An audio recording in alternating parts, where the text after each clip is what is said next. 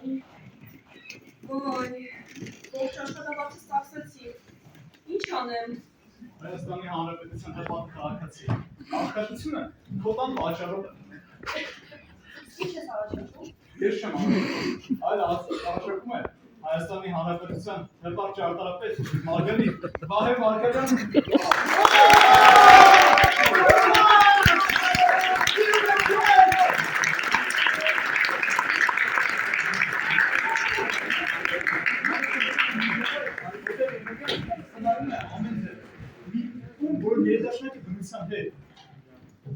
Ես դու հաստատ գովազդային գործակալություն ունեիցի։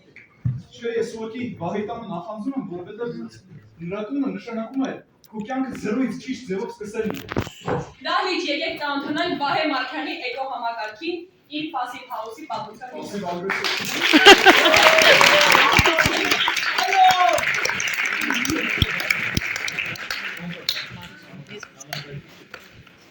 Ձեզ, ես Վահեն եմ, ոմանք արդեն ինձ ճանաչում են որպես Բրյուս և հիմա ես ներկայացնելու եմ մեր դասարանի 3 ճարտարապետական պրոյեկտներից վերջինը։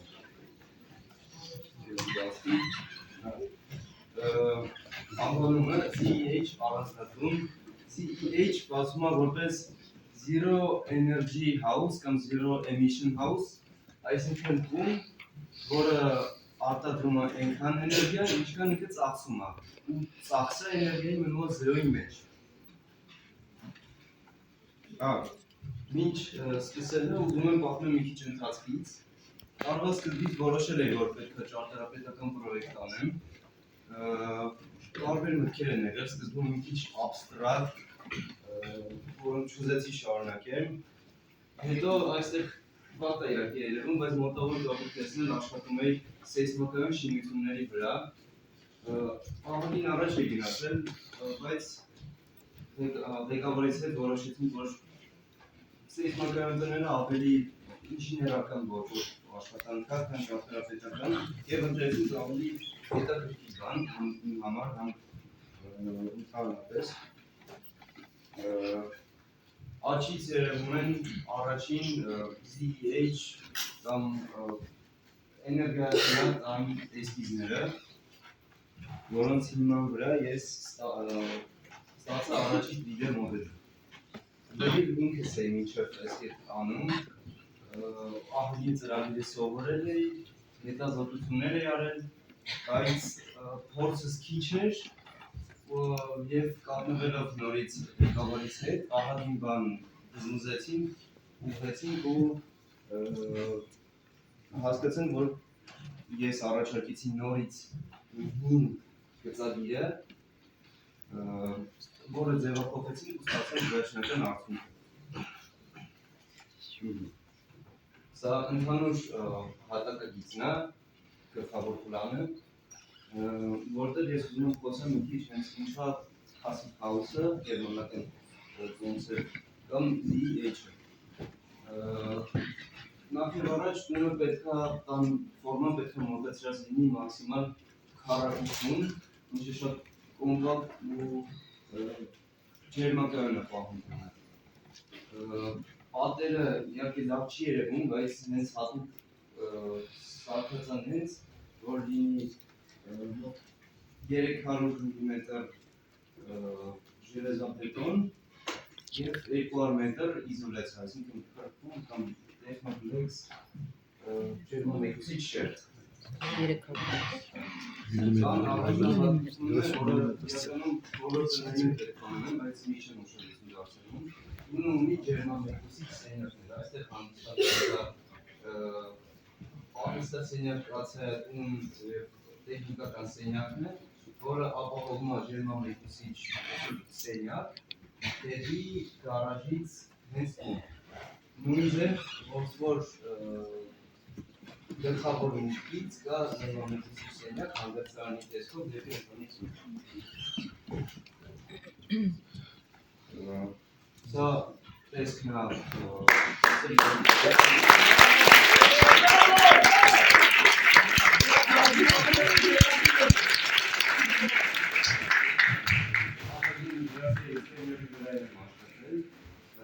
բայց ուզում ուշադրություն դարձնում ենք այս տերասայի վրա, որը ձմեռային սեզոններում ինչ ճարչում են նշած նույնպես ջերմակայուն սենյակա որպես, քանի որ եկեք ավելավա մակետի վրա ցույց տամ։ Հարավային կողմից ինքը ունի բազմակի դռներ, ապակուց եւ նույնպես պետք է ջերմամեկուսիչ սենյակ։ Նաև ուզում եմ խոսամ դիրքորոշումից ու կողմնորոշումից տան, որը շատ կարևոր է իմ պրոյեկտի շրջանակներում։ Կոորդինատները ինչպես տեսնում եք նշված է, ունը գտնվում է Դիլիջանում։ Պետք է գտնվի Դիլիջանում։ Ամենամեծ պատուհաններով եւ հիմնակելի մասը դիտված է դեպի հարավ, իսկ մուտքը դեպի հյուսիս։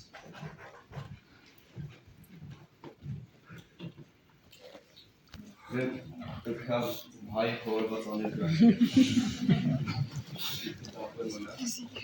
Ամառային խոհանոց։ Առաջին հայտնի հատուցում մի քիչ ավելի մանրամասն դիտարկենք, վերում նշեցի գլխավոր մուտքն է, մենք միջանց ավելի աչից դուրերի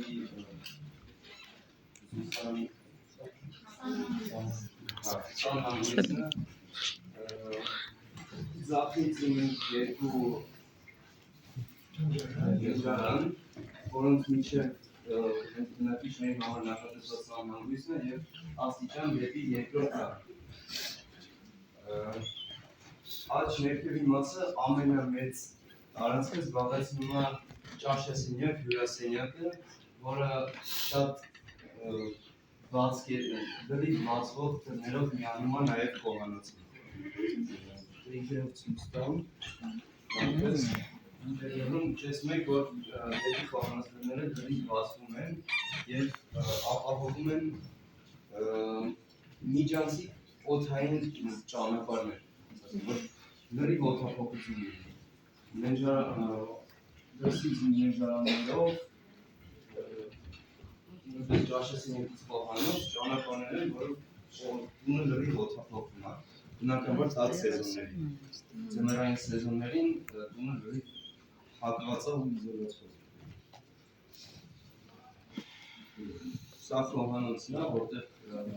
երևում է պատուհանների դասավորումը։ Առավոտը շատ լավ է, երբ որ դու նախաճաշ ես սարքում ու արևելքից լույս ունես։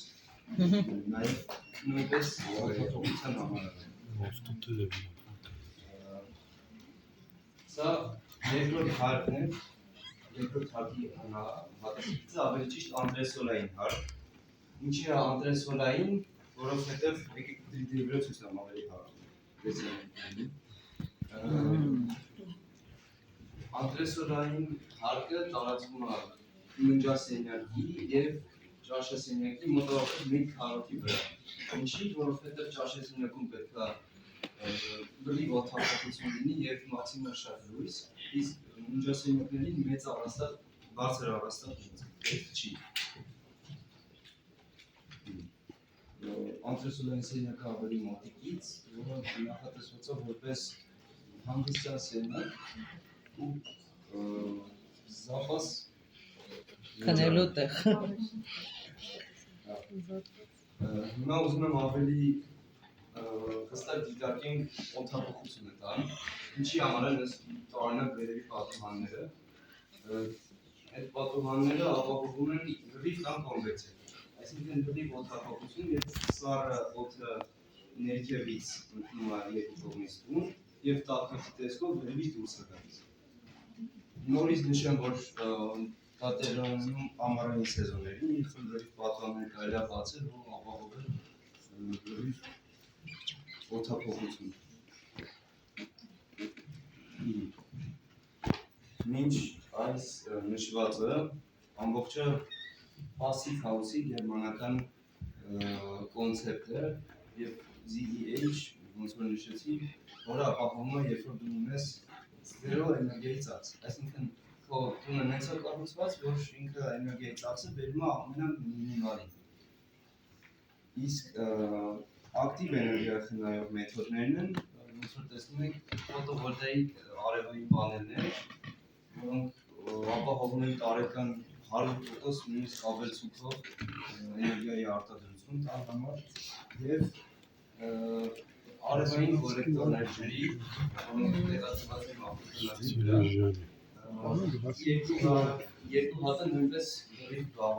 գաղորվում է ջրի օգտագործման տաքացումը։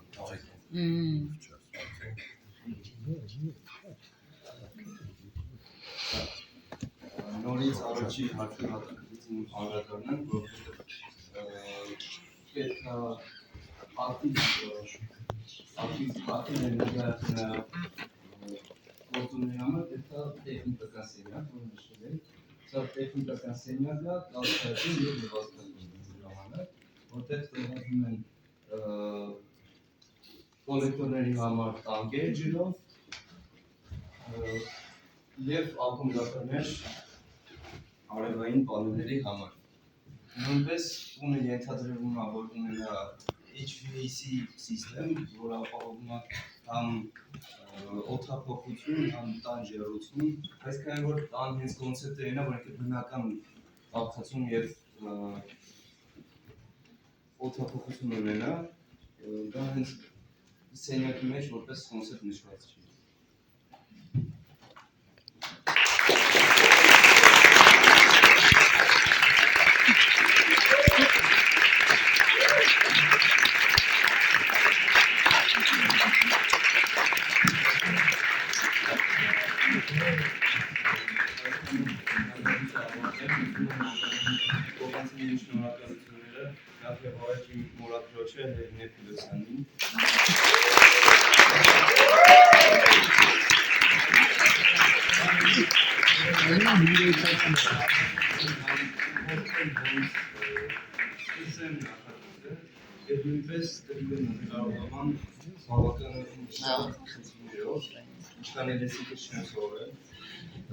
Նույնպես Կարեն Ավանեսյան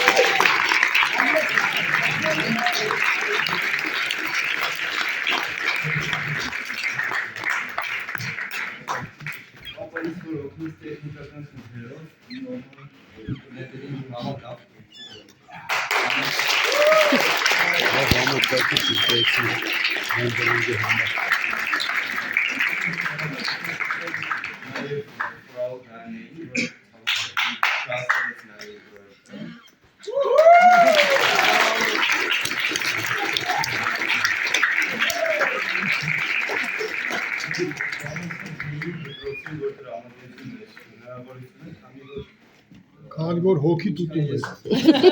Քանի որ հոգի տուտում է։ Ահա։ Իզրան ոնց է աշխատանքը, բացատրում է իմ սկալները, իրականում հոգիները շատ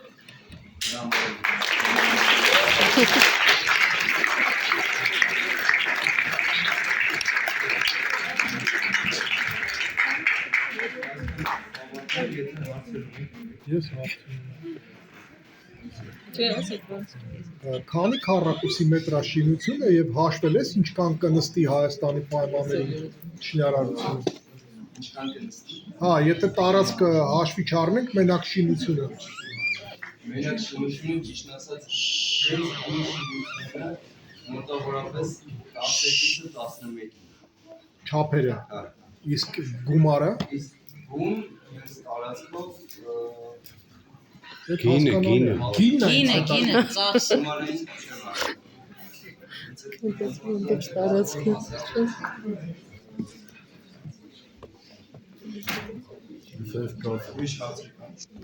Ես էլ են հարց ուզում տար, բայց ուրիշ հարցեր ծագեց։ Դա ասացիր, որ Դիլիջանում կոնկրետ տարածք ունես,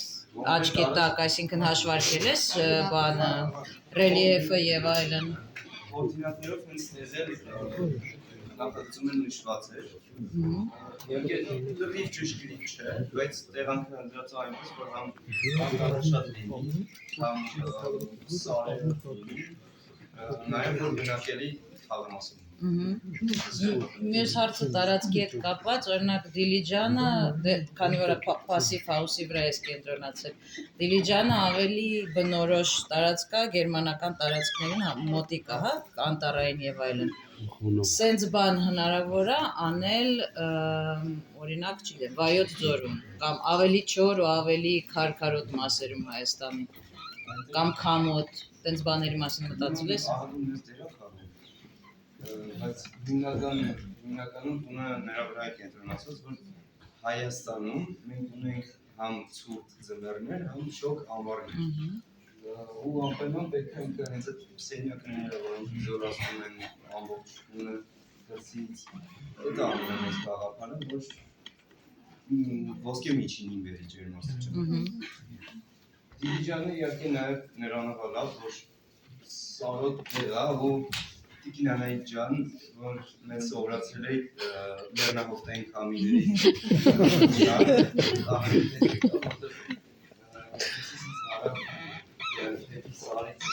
քամիները շատ լավ կան օգտագործվում որպես օգտափոխող էլեմենտ։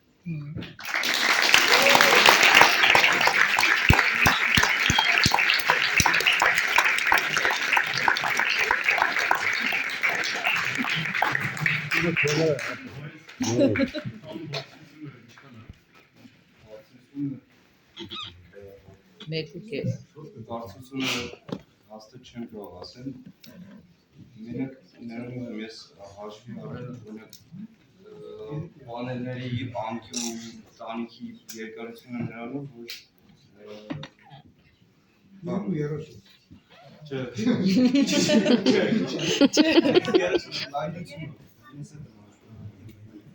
բարձրությունը այդքան Շուտի սպառողը։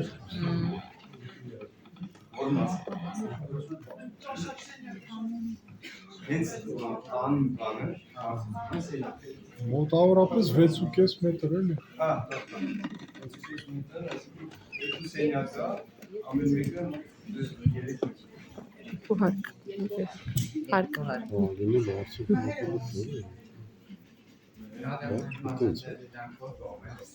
Անելները գործեն դեպի հարավ, չողում ամենավարդնալը էներգիայի հավաքում։